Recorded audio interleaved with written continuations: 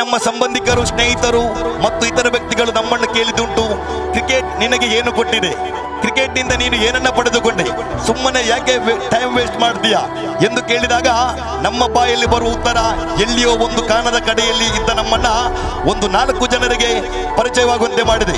ಈ ಕ್ರಿಕೆಟ್ ಯಾರಿಗೂ ಪರಿಚಯವಿಲ್ಲದ ನಮ್ಮನ್ನ ಜಿಲ್ಲೆ, ರಾಜ್ಯಕ್ಕೆ ಪರಿಚಯಿಸಿದೆ. ಈ ಕ್ರಿಕೆಟ್ ಇಂದಿನ ಸಂದರ್ಭದಲ್ಲಿ ಜಾತಿ, ಧರ್ಮ, ಪಂಗಡ ಎಂದು ಕಚ್ಚಾಡುವ ಈ ಜನಗಳ ಮಧ್ಯೆ ಇವೆಲ್ಲವನ್ನ ಮೆಟ್ಟಿ ನಿಂತು ಸಹೋದರತ್ವವನ್ನ, ಮಹತ್ವವನ್ನ ತಿಳಿಸಿಕೊಟ್ಟಿದೆ.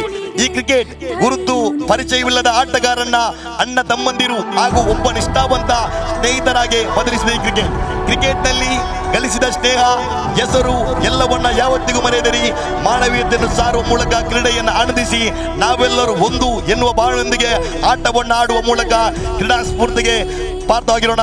ಜೈ ಕ್ರಿಕೆಟ್, ಎಲ್ಲರಿಗೆ ಮಾದರವಾಗಲಿ. ನೇರ ಪ್ರಸಾರವನ್ನ ಭದ್ರಾ ಮೀಡಿಯಾ ಮುಂದುವರಿಸಿದೆ.